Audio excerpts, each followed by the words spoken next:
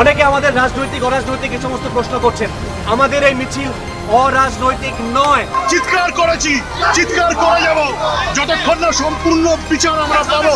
যদি আজকে আরজি করের মেয়েটি জাস্টিস পেয়ে গিয়ে থাকে, পেয়ে যেত, তাহলে কি জাস্টিসটা আমরা বলতে পারতাম সম্পূর্ণ হলো?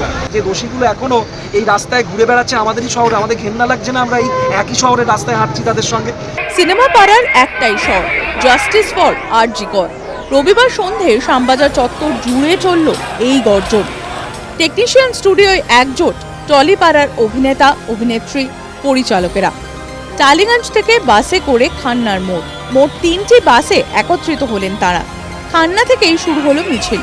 মিছিলে পা মেলালেন অঞ্জন দত্ত, শাশ্বত চট্টোপাধ্যায়, ঋত্বিক চক্রবর্তী, আবির চট্টোপাধ্যায়, করমব্রত চট্টোপাধ্যায়, সৃজিত মুখোপাধ্যায়, ঋদ্ধি সেন সহ আরও অনেকে। বৃষ্টির পরোয়া না করেই একের পর এক উঠল স্লোগান। কর্ম করার তারা সকালেও করবে, তারা রাতেও করবে। তাই বিচার পাওয়াটা খুব জরুরি, কারণ যারা এই কাজটা করেছেন তারা হয়তো বুঝতে পারছেন না, তাদের এতটাই সাহস এবং তাদের এতটাই নৃশংসতা, তাদেরকে যতক্ষণ না কঠিনতম শাস্তি দেওয়া হবে ততদিন আমাদের এই বিচারের দাবি চলতেই থাকবে। যে আমরা হাফ ট্রুথ চাই না, we want the full truth. অর্ধেক সত্যি নয়, সত্যি নানা রকম ভাবে হয়, অর্ধেক সত্যি চাই না, সঠিক বিচার চাই, সঠিক বিচার চাই। এটা শুধুমাত্র আমরা আমাদের তরফ থেকে বলছি না, আমাদের শিল্পী সংসদের তরফ থেকে, শিল্পী মহলের তরফ থেকে, আমাদের টেকনিশিয়ানদের সব। এই দাবিটা কি প্রশাসনের কাছে? এই দাবি সারা ভারতবর্ষে, এই দাবি সারা ভারতবর্ষে, সারা ভারতবর্ষকে আমরা on behalf of the whole country এই দাবি করছি আমরা। এই দাবি হচ্ছে তাদের কাছে যারা ন্যায় বিচার করবেন।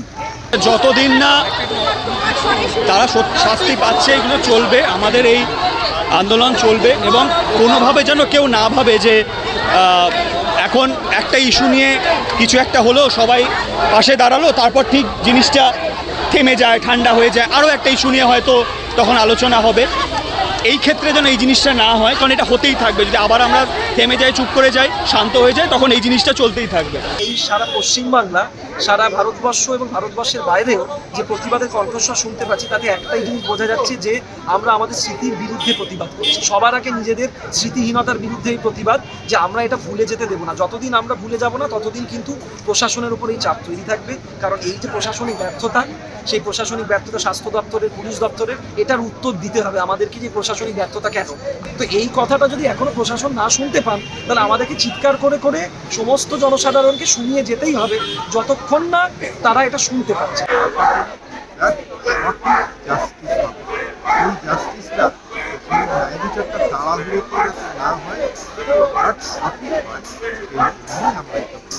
তারকার পাশাপাশি এই মিছিলে যোগ দিতে এসেছিলেন অনেক সাধারণ মানুষও।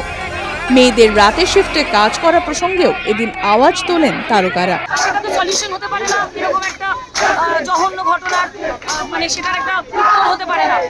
তো গোটা রাজ্যের মানুষের যা প্রশ্ন, পৃথিবীর মানুষের যা প্রশ্ন, তারা যে প্রতিবাদ দেখিয়েছে বিভিন্ন জায়গা থেকে, সেই প্রতিবাদের যে প্রশ্ন আমরা সহমত। আমরা এক জায়গায় এসেছি, টলিপাড়ার মানুষরা, আমরা সেই জায়গায় এরকম একটা জঘন্যের ঘটনার যেন পুনরাবৃত্তি না ঘটে, সেই কারণে আমরা এখানে। সুরক্ষা নিশ্চিত করাটা আগে দরকার। কে কখন ডিউটি পাবে সেটা তার উপরেও সবসময় নির্ভর করে না।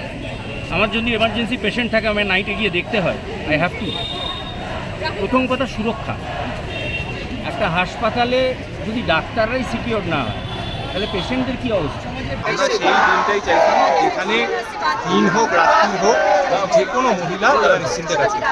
জাস্টিসের মানের অনেকগুলো লেয়ার থাকে। ধরো যদি আজকে আরজি করের মেয়েটি জাস্টিস পেয়ে গিয়ে থাকে, পেয়ে যেত, তাহলেও কি জাস্টিসটা আমরা বলতে পারতাম সম্পূর্ণ হলো?